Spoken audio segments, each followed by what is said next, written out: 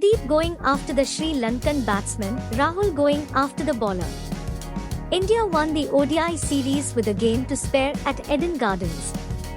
Sri Lanka got to 102 for 1 in the 17th over, then threw their innings away in a collapse that cost them 6 wickets for 50 runs. The lower order pushed them up to 215 all out, the last wicket falling in the 40th over. But it was never going to be enough.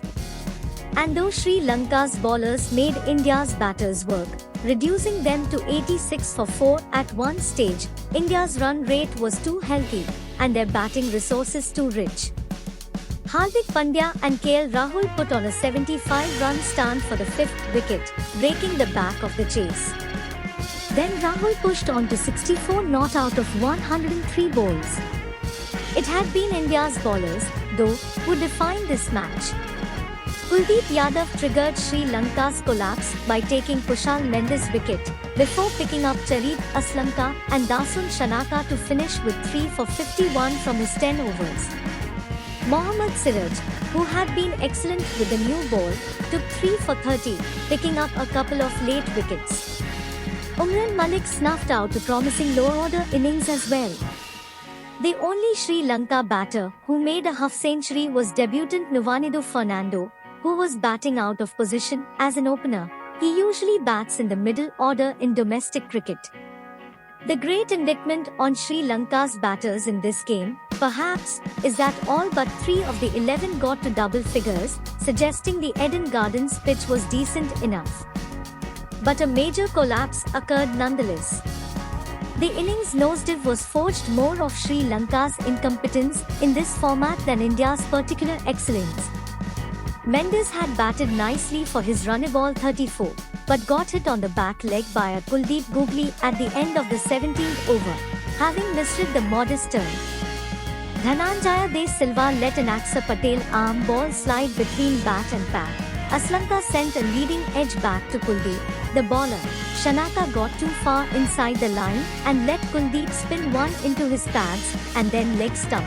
Later, the bowling all-rounders, Vanindu Hasranga, Dunit Welilage and Chamika Karunaratne, were all caught by Axar at backward point, 2 of them off Malik.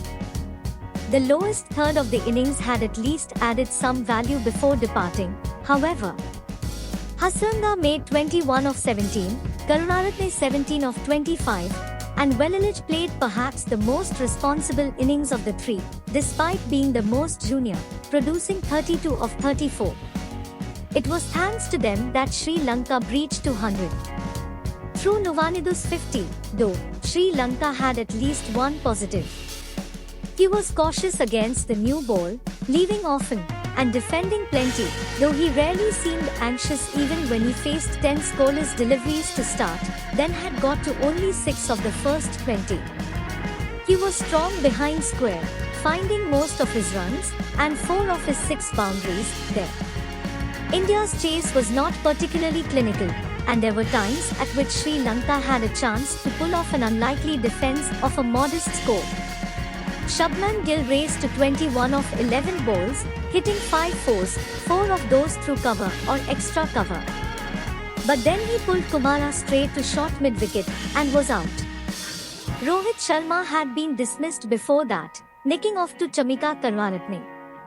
And when Virat Kohli was bowled off an inside edge, Kumara the bowler, and Shreyas Iyer was trapped in front by Kasurajita, it seemed like Sri Lanka had a shot. But Hardik and Rahul doused what small fires had been lit. Theirs was a leisurely, risk-free stand, playing out Sri Lanka's spinners, picking the singles and twos into space. The required rate was hardly relevant. Hardik was dismissed with 55 still required, but Rahul ensured he remained at the crease to guide the chase home. 3 of his 6 boundaries came behind square, and the other 3 in the arc between mid-off and cover, but it was the defensive strokes and the single square of the wicket that defined his innings.